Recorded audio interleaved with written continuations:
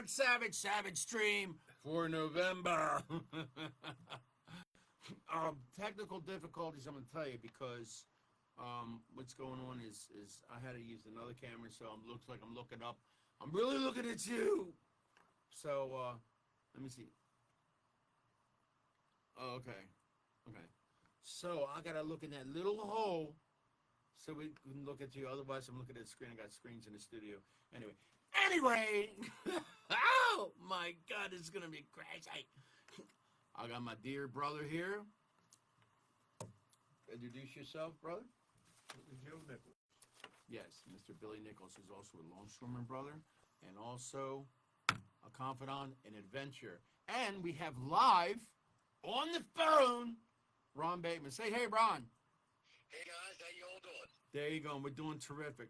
I'll tell you what, I was so excited that I knew something would be crazy with the studio. So, but guess what? We're going to make it live. I'll make it happen because I'm the Savage Mode. Hallelujah, hallelujah. Right here at WCBM Studios. Okay.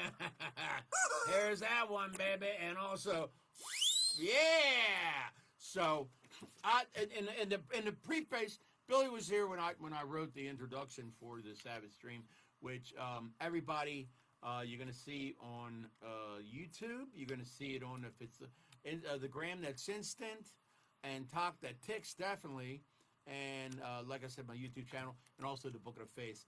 This is all you could have it and you could share it, and I indulge everybody to share it because today we talked about this with I talked about this with these gentlemen, and as you know, I have people on, but this is I couldn't let it go. I couldn't let it go, and I don't want to be a pest like, hey Bill, did you talk to that guy Ron or and he's like, man, but then he would go, oh yeah, I talked to him the other day, but yeah, he's interested.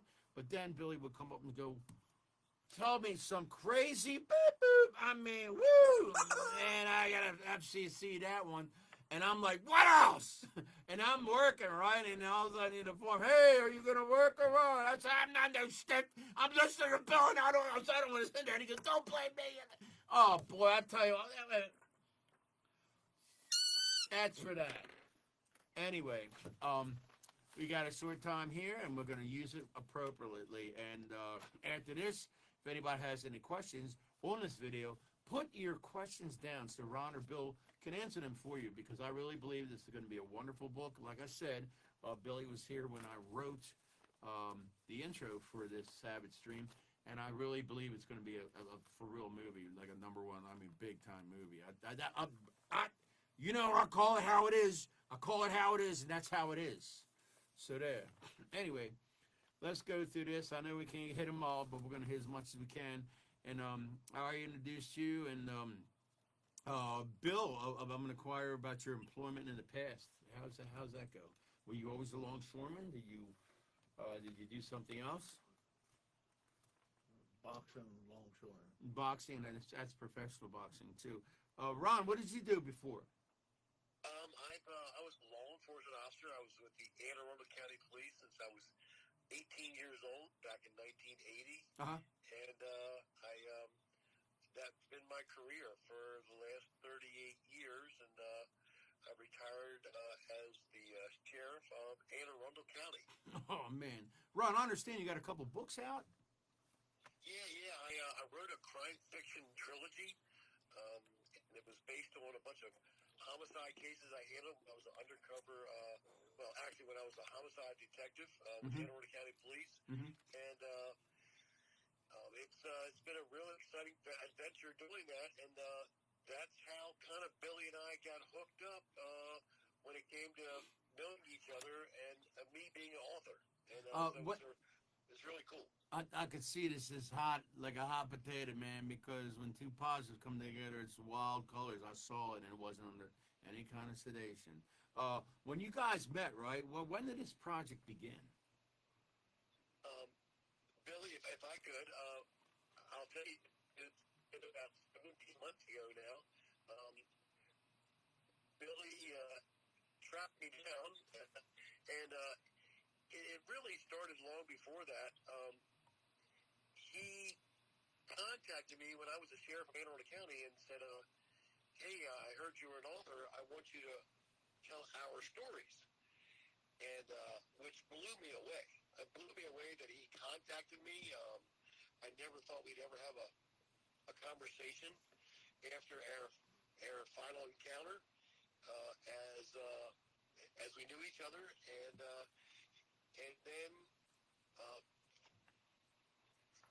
he basically pitched the idea of me writing a story about our lives. And then things changed. He said his sister was going to write the stories for us, for him. And I kind of backed down. And then several years passed, and he contacted me again and said, look, it didn't work out between my sister and I. He's like, hey, would you tell our stories now? So, and I'm like, hell yeah. And I'm telling you, we just dove into it, and it was a really cool adventure. There we go. Let me fix this. We just. This is one of these crazy times, man. You know. There. Okay. Let me see. I'll keep it. Let me see something.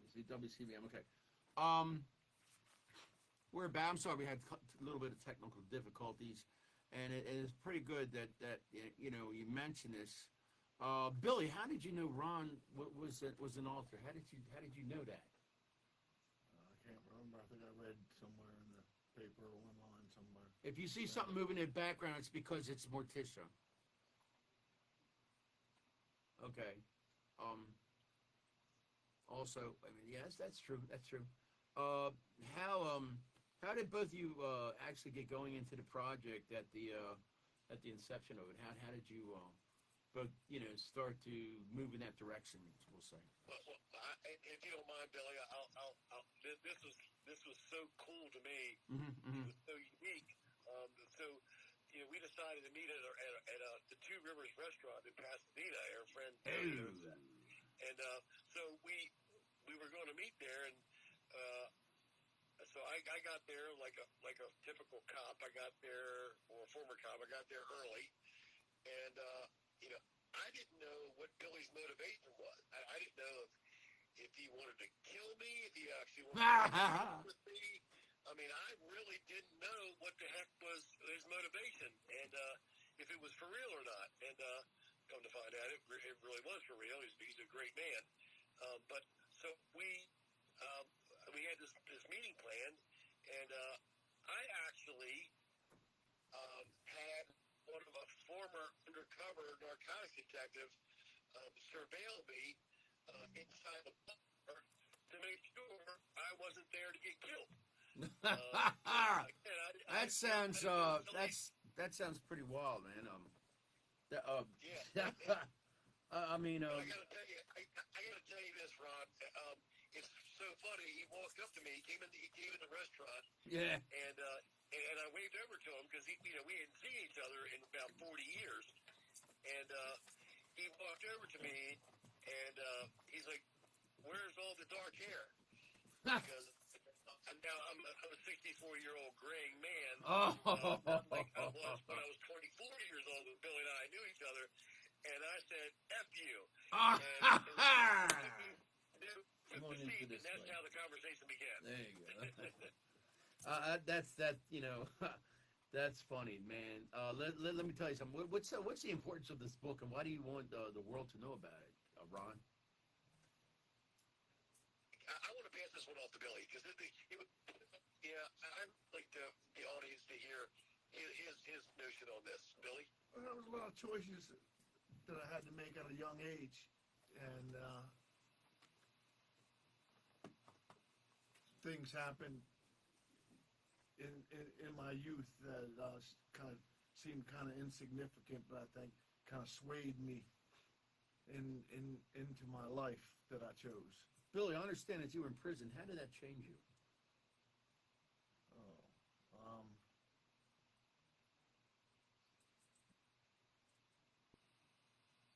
I'm sorry. I'm trying to get into the most important questions because our limited time, and as we say, I'm going to give him the sizzle, not the steak. But this is really something else. With how prison changed you, and with you and Ron together, dare say I'll just turn the curtain open a little bit to an underworld that the public really doesn't know too much about. Any of you guys can start on that. Well, I tell you what. I can tell you from what I know Billy as a younger man. Uh-huh. When I was 24 and he was 26. Yeah. He was absolutely the most intimidating man I ever had worked undercover around. He was large. He's 6'4". Back then, 282, 300 pounds, martial arts, boxer, wrestler. He had the skill set that and the size to make him a very dangerous person with the attitude that he did not care or was scared of anyone. And it showed in his posture, in his mentality, and how he handled himself, and which made him a very, very dangerous man. And so that was just a very unique experience to me as a young undercover narcotics detective, having to deal with somebody like this, who, I infiltrated his organization, which was challenging to say the least. Billy, what can you add to that, buddy? Yeah, I mean, you marched right in, made buddies with them, and that was that. I think I knew what was going on and what was going to happen. So, All right, tell me what was a game changer? What was a game changer that really hit this into, hey, guess we got something in here, and it's not just a story, but it's actually nonfiction. It's real stuff. You know what I mean? I think the game changer, and correct me if I'm wrong, Billy, but it was two, which was the reason that the Oh, I'm sorry, Ronnie. Could you say that again? You're breaking up a little bit there when you're from. I'm sorry. I was like, the title of the book really kind of says it all. Closing Time, Memoirs of a Drug Dealer and a Detective. Okay. And because it's really his side and my side, and the way Billy and I wrote the book was we paralleled our lives growing up as young kids, and we were exactly the same.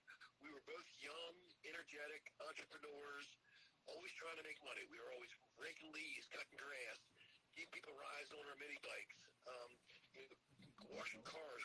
We could do make money, and that's what Billy did as a young kid. As a young kid. And then as we grew up, we did the same thing. We both liked martial arts. We liked place, and we both had strict parents. My dad was a Maryland State Trooper, and his mom and dad were very energetic,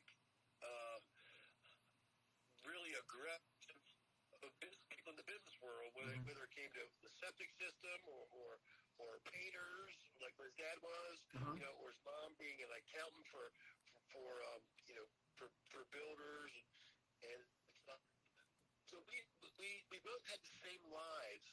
And then what's really unique about the book is that you see how Billy, who was not a drug user at all, got involved in the drug world, took a left, and I wanted to be a fighter pilot, but I decided to follow my father's path, and I took a right, and I became a cop. Oh, I see. Okay. All right. Now, what about this editor we're talking about? How did the editor change things with this book that you have? Billy and I hired two editors. Our first editor pretty much did grammar only. I'm telling you, the second editor we had, Jason Conover, who we used his name as as someone else in the book. Jason really changed the channel for Billy and I. He gave us better direction and really taught me and Billy how to tell a story better without telling you ahead of time what's going to happen. And he did a great job off to Jason.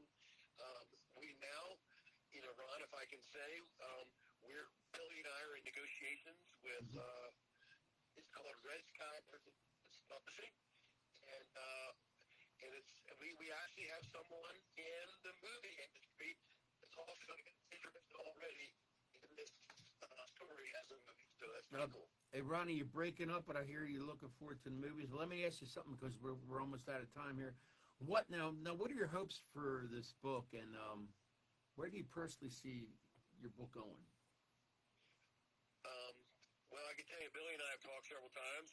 We just want our story to get out there. We want this to be, if we can be selfish, we would love it to be a bestseller, and we'd like to see this turn into a movie because it's a great story from beginning to end.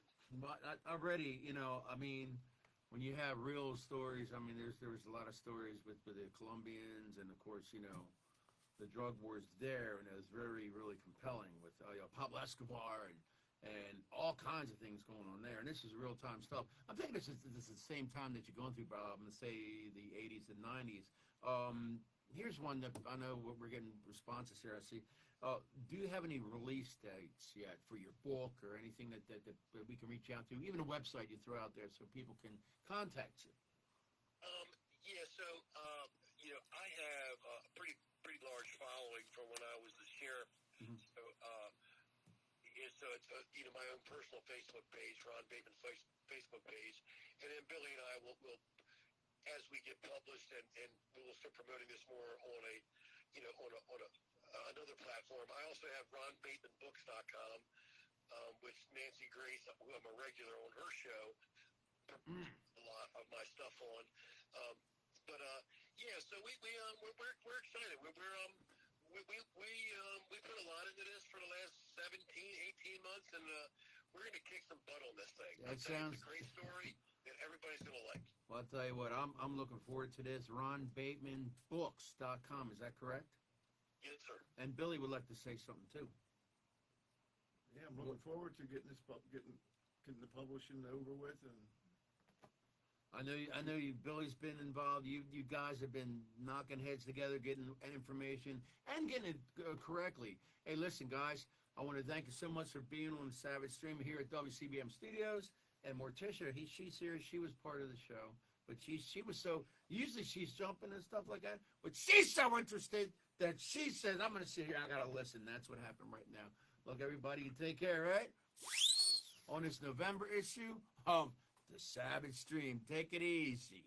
Don't take any more than Nicholes.